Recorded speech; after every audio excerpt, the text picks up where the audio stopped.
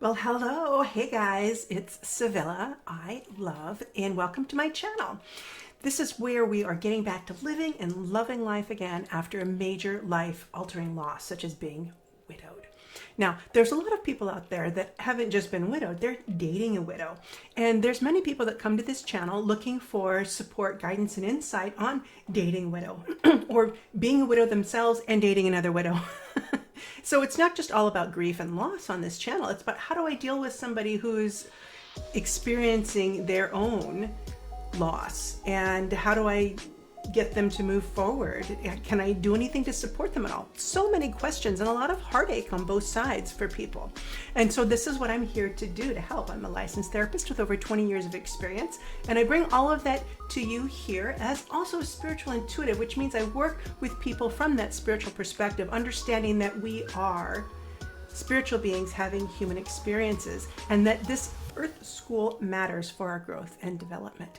Now, what I'm going to do today is we're going to talk about 3 different questions that listeners and viewers have brought to me, questions that are really troubling and they are struggling with. And so some of these may speak to you. Now, the 3 questions we're going to be addressing tonight is the topic of 2 widows dating and the hesitancy that's involved in that, from one side or the other, and should they continue?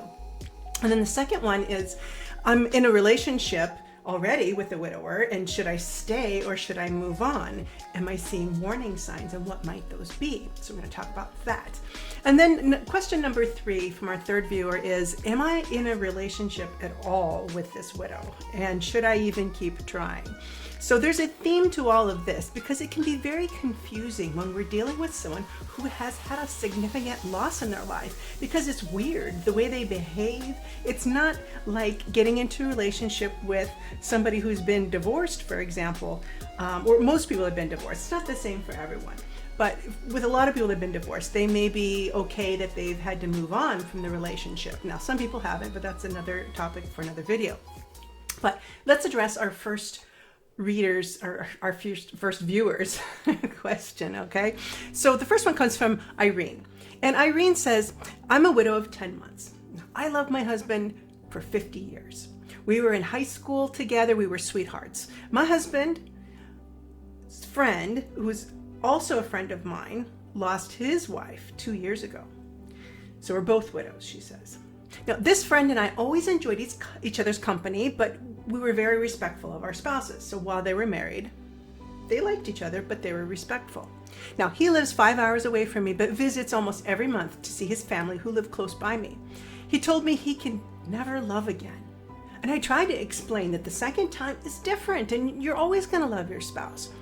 So she wants to know, is there any other words I can use to help him move on and hopefully with me? So Irene, what I hear from your story is that this man has showed interest in you over the years, that he enjoys your company, he finds you somebody enjoyable to be around, and that perhaps, because there's some information that I'm not getting here in your message, that I'm imagining he has shown interest in you since his wife has died, while at the same time he's telling you, I can't ever really truly love again. And so you feel like you could love again. And so you want to be able to encourage this guy to know that he could have a life after his wife has passed. And how do you help him to build on that interest that he has in you and feel free enough to be able to move forward and perhaps even with you? Now, that's a fair question and a very good one. Now, without knowing the details of the story and just taking it at face value, some people do find it much more difficult to be able to move on after the loss of a spouse because they don't see themselves as anything other than the entity of that particular couple. So now if this widower says to you, I could never love again, what I hear him saying is, if I shared company with you, if we cuddled on the couch, if we went out to dinner, if I enjoyed your company, do not expect me to love you. Now, this reminds me of Meatloaf's old song, that you're never going to love again, right? And it is a very painful place to be in. So what I want to say to you is, do not put your eggs in this bucket. If you do, go into a deeper friendship with this person who's been widowed, who has told you very clearly, I can't love again. If you go into this relationship and share company with him more often, with the idea that you're going to turn him around to your way of thinking and being, then I believe you would be mistaken. Now, I'm not saying you're going to be mistaken for sharing company with him. Your expectation would be mistaken, meaning that you are setting yourself up for heartache and failure because you are not accepting things the way that they are. You are setting your sights on something that could be, and that's not where he's at right now. So in order to have a friendship with him that you're going to enjoy, you have to be able to accept exactly what he's able to give and no more. Now, here's the other side to that penny, Irene, is this something you can accept? Can you accept just a meager pickings from this person, in terms of a potential relationship? Are you willing and ready to be satisfied with less than you deserve in a relationship? Now, I know that you can see the possibility in him, but until he can see it, then there is no hope for you. Now, I hear what you're saying is if we spend time together, we enjoy each other's company, we're having fun, maybe he'll come around. And this is a possibility. But this is where you have to really, truly own your own choices. So that if you go in, it's kind of like if you take a job for, let's say, minimum wage. Say you're retired and you're like, hey, I just want something to do during the day. I don't really care about money, but it'd be fun to stand at Walmart and greet people coming in just for something to do. Now you're accepting that this is a non-challenge job. You're accepting that it's probably not a job you're going to move up in. You're accepting the low pay, and you're accepting that, hey, I don't have high expectations here. I just want something to do. That's taking responsibility for that. Now, if you go in at 82 years old and want to be a waiver and a greeter at Walmart and you're expecting to move up to management, this would be in error. Do you see what I'm saying? So I want you to know that you're worthy and should have the love that you want and deserve if you feel like you're ready and could have that in life. So don't set your sights on someone that has already told you, I cannot love anyone else again, because they've set their mind to it. But if you choose to pursue the friendship with him and see what happens, and you want to put that on the line, then you've got to take responsibility for the disappointment you will most likely face with him. Okay? You cannot blame him for leading you on or that type of thing when he's already made it very clear to you. Does that make sense? So just own it. So if you go in and you get disappointed and you go, okay, well, you know what? I knew this going in. I wanted to give it a try. I wanted to see how it went. And this is the result. And so now I have to live with that. Just own it. Because if you can own it, then it's going to reduce the pain and suffering you might experience if that comes to bear. Now, if there's a small chance that he could change his mind, now there was another viewer that wrote on this, on our page, that she said, hey, I was in a relationship with a widower and he was, wavering around and, causing me misery. And I told him to get his crap together or I'm out of here. And apparently the guy got his crap together. Now they're getting married, right? So he was that guy. He couldn't go that far at first, and then she said, I'm out of here, and he changed his tune and they got together. So you never know what's going to happen. So this is the beautiful thing about life, is that we're given this fantastic free will. Free will, wow, wonderful. But we're not given the outcome of that free will. If I make a choice, what's going to happen? We don't know. We don't know. So in order to move forward with this, you have to own your choice. So accept whatever breadcrumbs he can give you right now and be okay with that, or recognize what you want, what you need, what you feel, and then go after someone who can give it to you. Okay? And then may cause less disappointment down the road, but disappointment's a possibility anywhere. So there's no hard or fast answers for you. And this goes for any of you facing this kind of situation. Okay? So I hope that was helpful for you, Irene, and for others that may be in that situation. And I want to move on to my next question from Dorothy.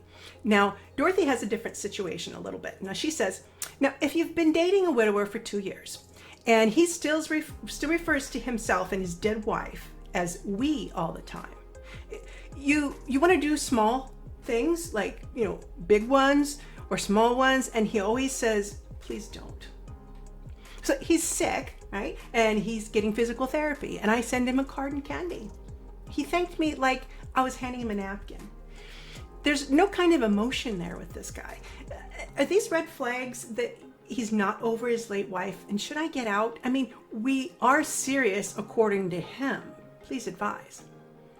Okay. So this is a man, Dorothy, and for those of you in a similar situation, where you're getting two different messages from this man. Verbally, he's telling you, I'm serious about you. But his actions, from what you can see, are saying, I can't commit to you. Or I can't commit fully to you because this person is still taking up so much of my heart. Now, there's anytime you have somebody that's had a major wound, we always have to make accommodations if we want to be with that person. Now, they have to make accommodations for us too. This is where you meet in the middle. And the most successful relationships I've seen between a widower and a non-widower are people who are very flexible, who are emotionally in tune with the other person and can say, oh gosh, hey, it looks like I hurt your feelings. Let me backtrack. Let me try to correct this. Sometimes they're just oblivious to what they are doing. And so they've never been widowed before. And if they have, they may not have gotten the classes that taught them how to do it right. Okay, so we need a lot of love, compassion, and forgiveness for each other in these situations, because maybe you've never dated a widower before, and you certainly haven't dated this one before. So it's new for both of you. And so treating each situation as unique is very important. Now he says, you're important to me, Dorothy. I'm serious about you. And he says, my wife and I was a we. Now, here's the thing, Dorothy. They were a we. They were a we. And so when he's talking about the past, how could he say anything other than we? Because it was we. Like, for example, you go to a lake, and maybe it's a lake he visited, a couple of times with his late wife and his kids when the kids were 15 and 12 years old. And he said, wow, we went to this lake a couple of times and we really had a good time. That's a we. This is his reality. This is his reality, okay?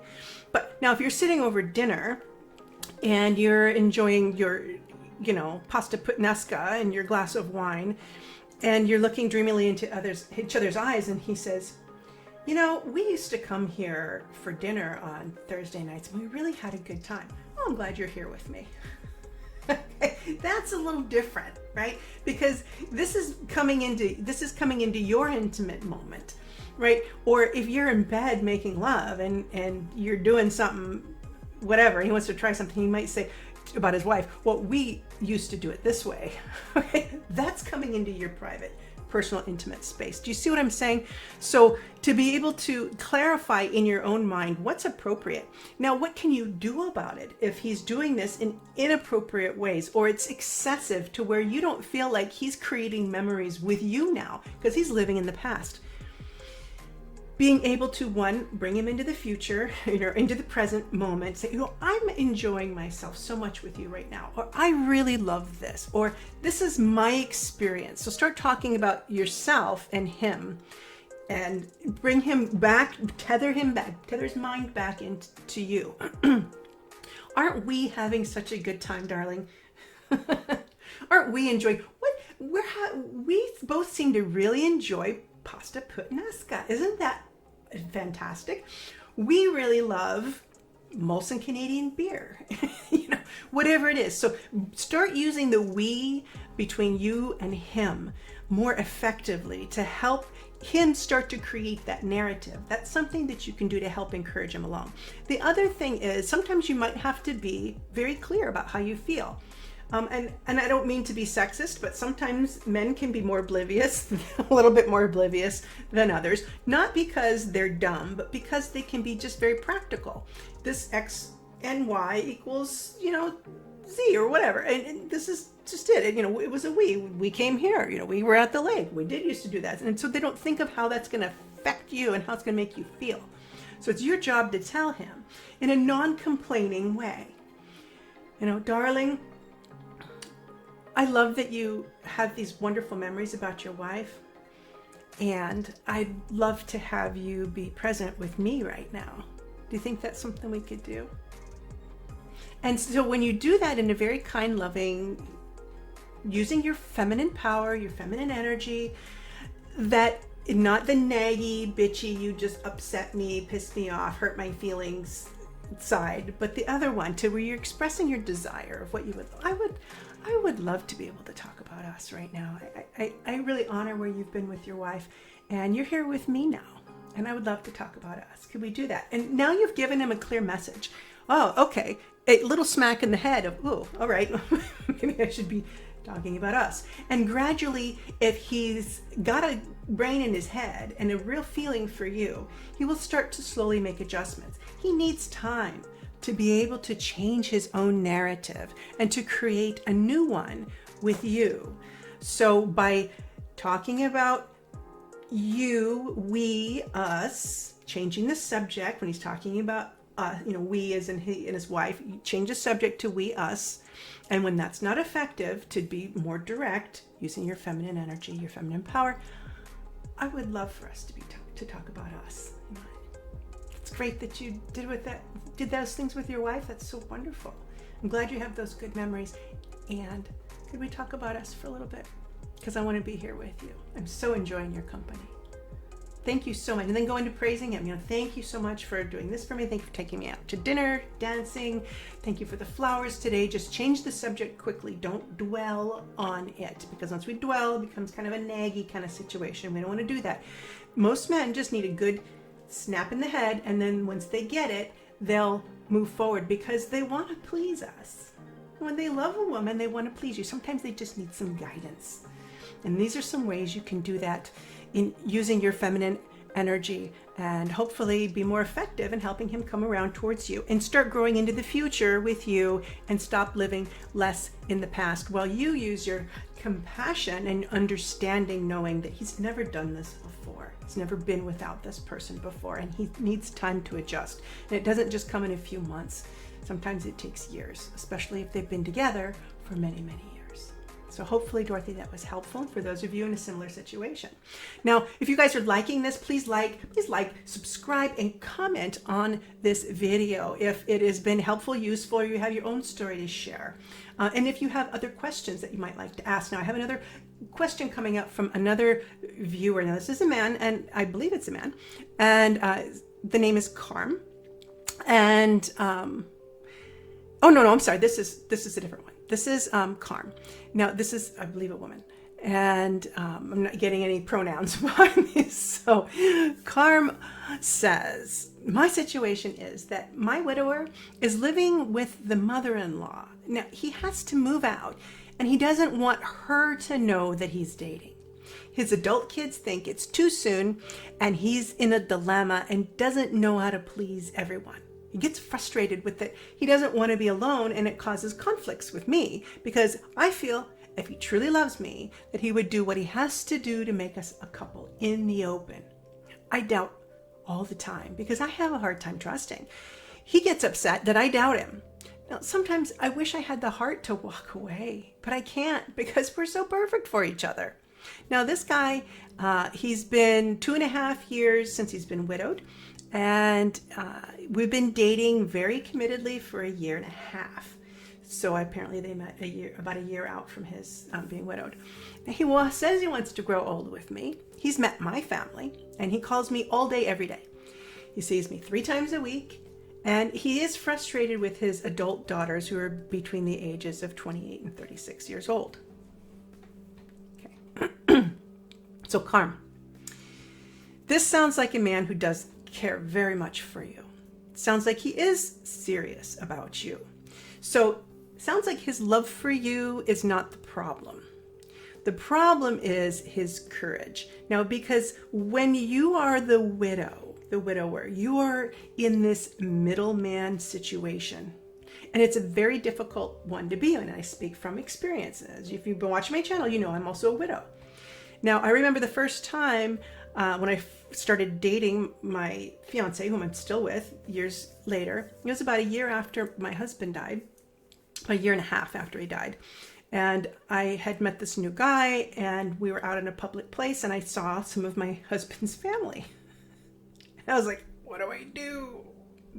How do I introduce him? To say this is my boyfriend or my friend? And I was immediately like, I was afraid of the judgment that I would get from the other family members. Would they judge me for, dating too soon?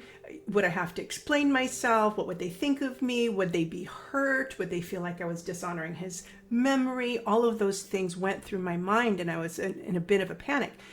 Now, I can't remember exactly how I introduced him.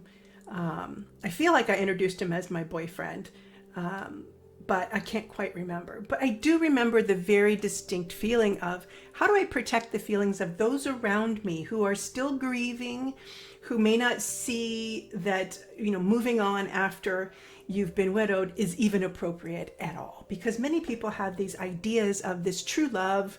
And if you have a true love, then you can never love again. And you just have to, stay alone for the rest of your life. Well, this is inherently untrue, in my opinion. Inherently untrue. Loving someone else again in no way disqualifies the love, the bond, or the life that you had with the person who is no longer living. Life is for the living. And once we move on back home into the spirit realm, then we're free from all of these types of bonds. I had this a viewer the other day that sent me this verse from the Bible, which was fantastic.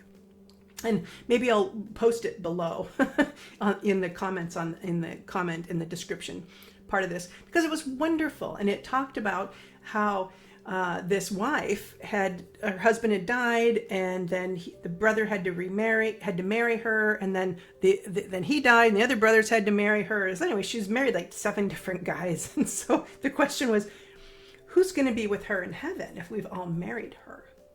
And the answer, as I understood it in this Bible verse, was that this is not what we're concerned about. These types of bonds are for the earthly realm. The love is really all that matters, that was shared with people. And that's what you're going to recognize in the next world. This is how I understood it. So you can interpret it the way you like. But the point that the viewer gave me this Bible verse was to show that even in the Bible, it says it's okay to love again. That was the bottom line. It's okay to love again. This doesn't disconnect you from your first spouse. So I don't know if it'd be helpful to show this Bible verse to this guy or to anybody else out there that's interested. So listen, this guy's got a courage problem. This is the problem. Courage. Courage is you feel the fear and do it anyway. Now, at some point in time, he has to be able to stand up for his own life. Now, I may be preaching to the choir here. This is something he's got to hear, he's got to do for himself. This isn't something you can do. So really, I'm advising a person that's not going to see this, most likely.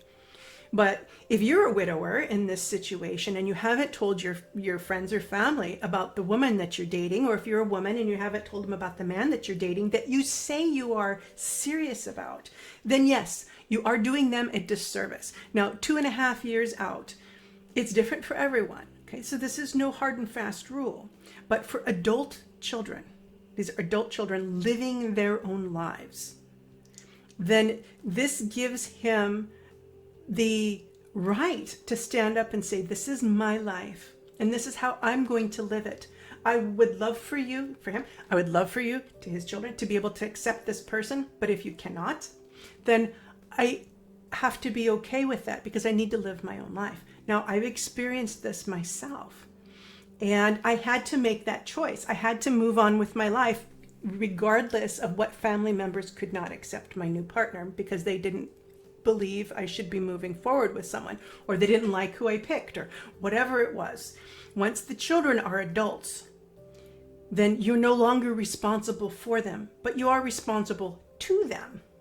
So he has a responsibility to them, but not for them. And he needs to be able to make this distinction in order to move forward in a way that is free for him.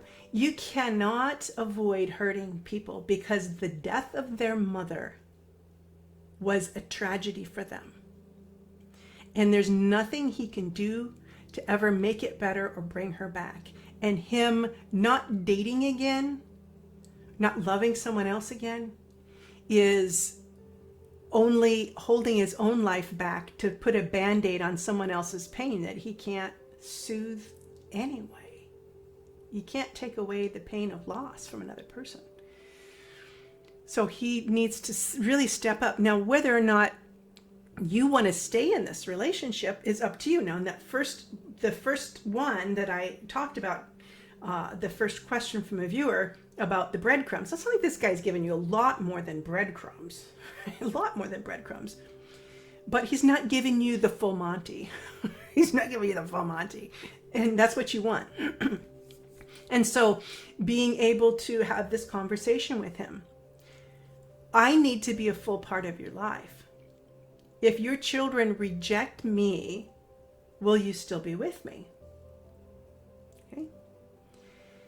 Are you going to stand up for your own life? Now, his fears may be overblown.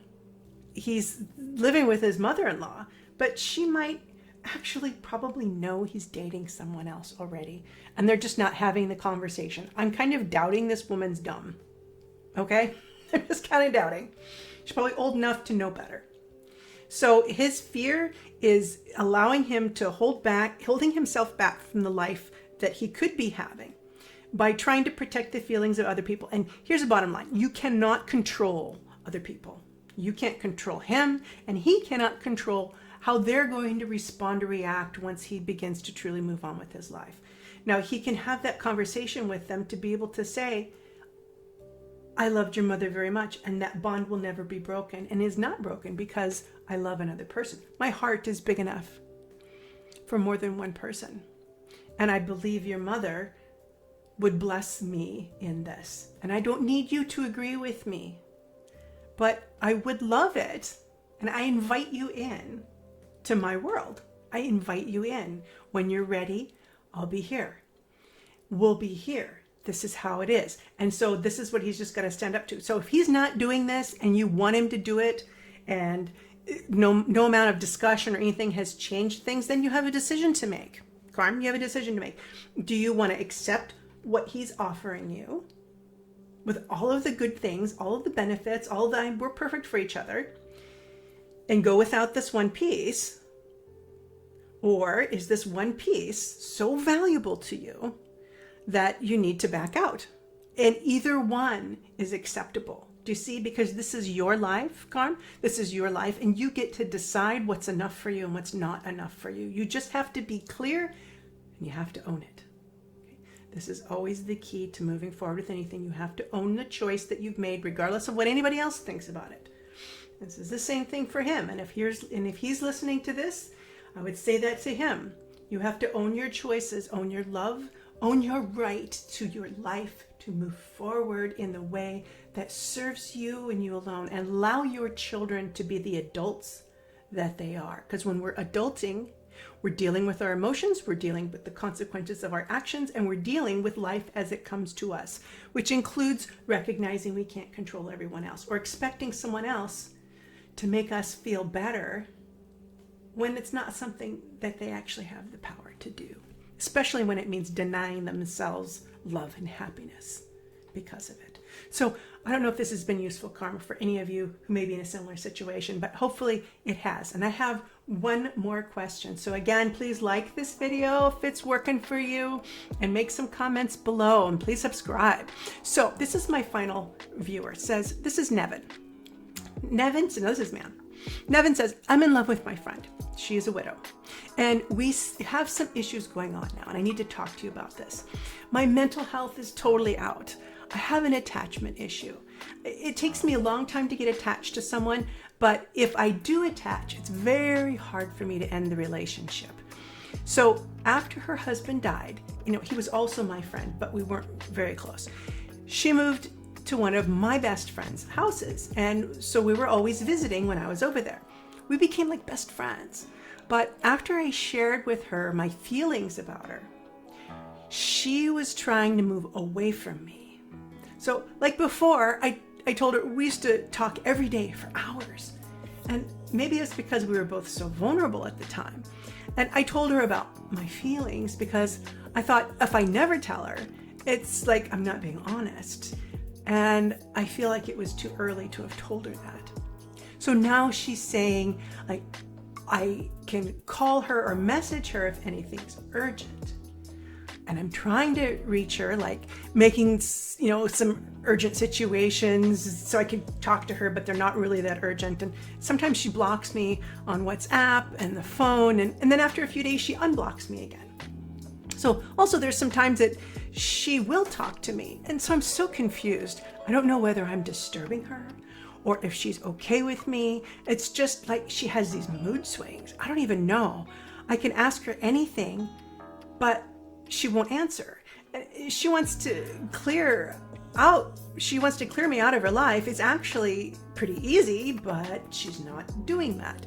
She's concerned about my life also. She's shown concern for me. And I think, I'm sorry, this is a long email, but I just need to get some answers. So, okay, so these are some good questions. Excuse my computer's going off. I was going to turn off that email. So listen, Nevin, and for any of you in a similar situation, this woman, one is, yes, surely she's still grieving. Okay, she's probably in a confused state. But let me tell you something. When you've been widowed, you can be very vulnerable, and she needed a friend. She needed someone to talk to, and your male attention was probably very nice for her. But she was in no way ready to have any kind of romantic connection with someone, even though she enjoyed your company. But so here she was thinking, this is a platonic friendship and I'm enjoying him and he's making me feel less lonely and makes me feel a little bit better about myself. You were relieving some of her grief. She wasn't really thinking probably about how this made you feel, right? And all the while, you were starting to feel close and intimate with her in an emotional way, really starting to open up and trust. And then you started to fall in love. Well, you felt, I should tell her, because if not, I must be hiding something from her. We have this beautiful friendship. And so let's see if we can maybe take it to the next level. Well, right after that, this woman shut down on you. And then she says to you, well, if you have an urgent situation, you can call me, but. And then so you're calling her and making some stuff up because you just want to talk to her because you're in love, you miss her. And now she's shutting you out and blocking you, and then she lets you back in again. And so you're confused, and that makes perfect sense. She is sending you very mixed signals, and you're right. If she were just to say to you, Nevin, I don't want anything to do with you. I just wanted a friendship. Now that I know that you're in love with me, I'm sorry. I cannot give that back to you, and we have to end the friendship. But she's still so lonely and hurt, and sounds like she's probably a pretty nice person. She doesn't want to hurt you, okay? Because she understands you guys became good friends. So she's feeling guilty, most likely, about shutting you out. And then says, well, maybe we can be friends. But what she's not understanding is that you can't just be friends with this woman because you're in love with her. You want her. And now you may feel like, well, I can be friends with you if I can just be near you and that'll be enough, even if I can't have more. But it's not, because Nevin, you're not honoring yourself if that's the case, and anybody else in this situation. If you're chasing after someone that cannot give you the love that you deserve in a full and complete way, then you're cheating yourself. Don't do that to yourself. You deserve more than that. Even if you already formed a bond with this person, just because you love them does not mean you have to live your life with them, okay? Or that you have to continually chase them or get beat up by them or take any breadcrumbs that they're throwing at you. You can love someone and let them go. These are possibilities for you. So you have to decide, Nevin, what you want to do. If you are willing to accept the breadcrumbs that she gives you after you chase her down and she gives in a little bit and then you try to get more and she backs back, this is an endless cycle of pain and suffering for you. And it's also suffering for her as well because she's trying to grieve. she had a good friend, but the friendship went south when she found out he was in love with her. And now she doesn't have the friend anymore, and she probably misses the friendship. But the reality is you can't just be friends with this woman, and she knows it. And she feels bad about it.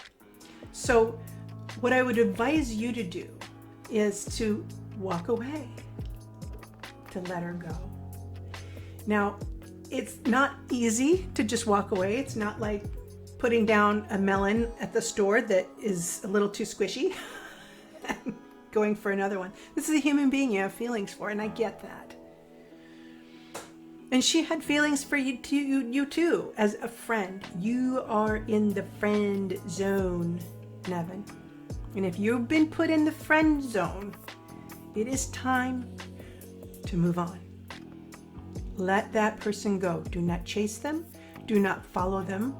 Do not respond when they open back up, because here's the thing. If she's lonely and vulnerable, she enjoys the attention from you. She enjoys the admiration because it makes her feel a little better and a little less lonely.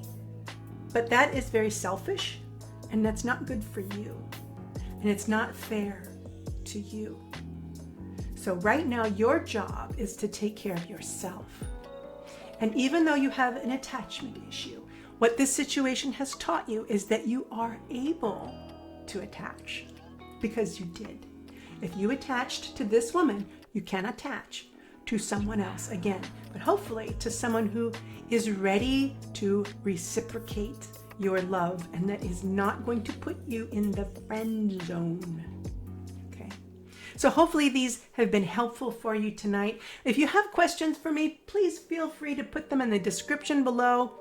I'm happy to address questions like that in a future video, because these always help other people. And they always your situation may be useful to someone else's. You never know. We're never alone. And just remember, as these spiritual beings having these human experiences, that each one of these challenges that are put before us for our own growth, healing, and development. So if you can find what's useful in it, and remember and teach yourself how to move out of it or into it, depending on which direction is right for you, in a way that best serves the development and growth of your soul, then you're going to find your most amount of happiness in those areas. Okay?